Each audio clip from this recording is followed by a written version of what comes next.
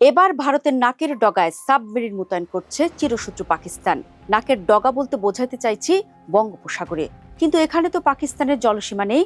জলসীমা তো আছে বাংলাদেশ, ভারত, শ্রীলঙ্কা, মিয়ানমার এবং ইন্দোনেশিয়ার। তাহলে কিভাবে এটি সম্ভব হবে? এখানেই আসল খেলা। সব দেশই এখন আর স্থলে খেলতে চায় না, সবার নজর এখন জলেও।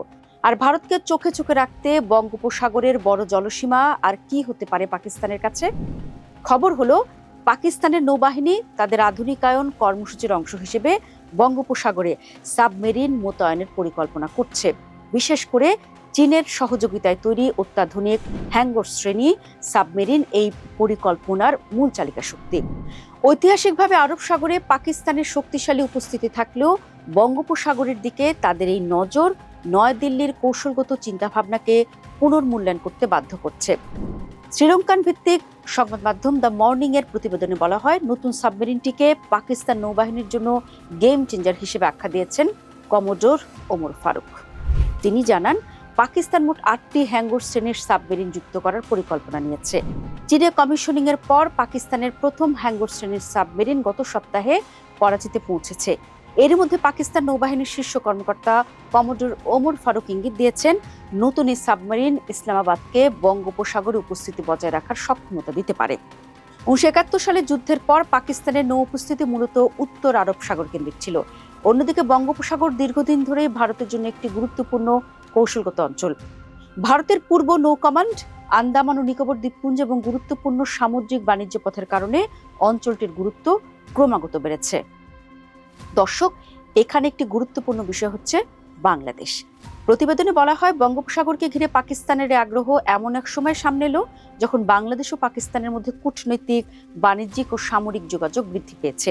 এতে উল্লেখ করা হয়, সাম্প্রতিক বছরগুলিতে দুই দেশের মধ্যে সরাসরি যোগাযোগ ও সহযোগিতা বেড়েছে। প্রতিবেদনে আরও বলা হয়, 2025 সালের নভেম্বরে পাকিস্তান নৌবাহিনীর ফ্রিগেট PNS সাইফ চট্টগ্রাম সফর করে।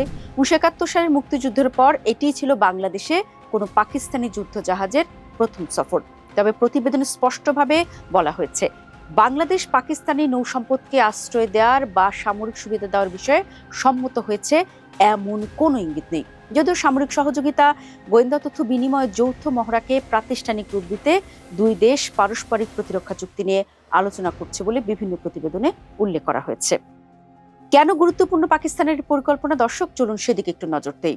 পাকিস্তানের নৌবাহিনী দীর্ঘদিন ধরে ভারতীয় নৌবাহিনীর তুলনামূলক দুর্বল অবস্থানে ছিল। যদিও পাকিস্তান স্থল ও আকাশ প্রতিরক্ষায় উল্লেখযোগ্য বিনিয়োগ করেছে, সামুদ্রিক ক্ষেত্রে তাদের সক্ষমতা তুলনামূলক সীমিত। এই পরিস্থিতিতে হ্যাঙ্গর শ্রেণীর সাবমেরিনগুলোকে পাকিস্তানের নৌবাহিনীর আধুনিকায়ন কর্মসূচির অন্যতম গুরুত্বপূর্ণ অংশ হিসেবেই দেখা হচ্ছে। নতুন সাবমেরিনগুলো যুক্ত হলে পাকিস্তান আরব সাগরে নিজেদের প্রতিরক্ষা সক্ষমতা বাড়াতে পারবে এবং গুরুত্বপূর্ণ সমুদ্র পথ ও বন্দরগুলোর নিরাপত্তা নিশ্চিত করতে আরও কার্যকর ভূমিকা পালন করতে পারবে। বিশেষ করে করাচি ও গওয়াদার বন্দরের নিরাপত্তা, সামুদ্রিক বাণিজ্যিক রুটের সুরক্ষা এবং সম্ভাব্য সংঘাতের সময় প্রতিরোধমূলক সক্ষমতা বাড়ানো পাকিস্তানের জন্য গুরুত্বপূর্ণ বিবেচিত হচ্ছে। কারণ চীনে নির্মিত এসব submarine air independent propulsion AIP প্রযুক্তি ব্যবহারের কথা বলা হয়েছে, যা দীর্ঘ সময় পানির নিচে অবস্থান করার সক্ষমতা বাড়াবে। হ্যাঙ্গর শ্রেণীর সাবমেরিন মূলত চীনের টাইপ 039B বা UN ক্লাস সাবমেরিনের রফতানি সংস্করণ। 2015 সালে পাকিস্তান ও চীনের মধ্যে হওয়া একটি বড় প্রতিরক্ষা চুক্তির আওতায় এসব সাবমেরিন নির্মাণের কাজ শুরু হয়। পরিকল্পনা অনুযায়ী 8টির মধ্যে কয়েকটি সাবমেরিন চীনে নির্মিত হচ্ছে এবং বাকিগুলো পাকিস্তানের করাচি শিপইয়ার্ডে প্রযুক্তি হস্তান্তরের মাধ্যমে তৈরি করা হবে। এর ফলে পাকিস্তান শুধু নতুন সাবমেরিনই পাবে না, পাশাপাশি নিজস্ব সাবমেরিন নির্মাণ সক্ষমতাও বৃদ্ধি করবে।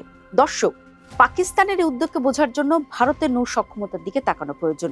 গত 5 দশকে ভারতীয় নৌবাহিনী উল্লেখযোগ্যভাবে সম্প্রসারিত হয়েছে এবং বর্তমানে আরব সাগর ও বঙ্গোপসাগর উভয় অঞ্চলে শক্তিশালী উপস্থিতি বজায় রেখেছে।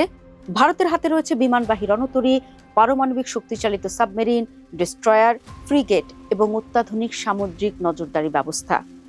দেশটি ব্লু ওয়াটার নেভি গঠনের লক্ষ্য নিয়ে কাজ করছে, যার অর্থ নিজ উপকূলের বাইরে দূরবর্তী সমুদ্রাঞ্চলেও কার্যকর সামরিক উপস্থিতি বজায় রাখার সক্ষমতা। ভারত ইতিমধ্যে বঙ্গোপসাগরকে তাদের কৌশলগত নিরাপত্তা বলের একটি গুরুত্বপূর্ণ অংশ হিসেবেই বিবেচনা করে। আন্দামান ও নিকোবর দ্বীপপুঞ্জে তাদের সামরিক অবকাঠামো এই অঞ্চলে ভারতের উপস্থিতিকে আরও শক্তিশালী করেছে। এই প্রেক্ষাপটে নতুন হ্যাঙ্গর শ্রেণীর সাবমেরিন বঙ্গোপসাগরে শক্তির ভারসাম্য বদলে দিতে না পারলেও অঞ্চলটিতে পাকিস্তানের উপস্থিতি ভারতের জন্য নতুন কৌশলগত বিবেচনার বিষয় হয়ে উঠবে, তাতে কোনো সন্দেহ নেই।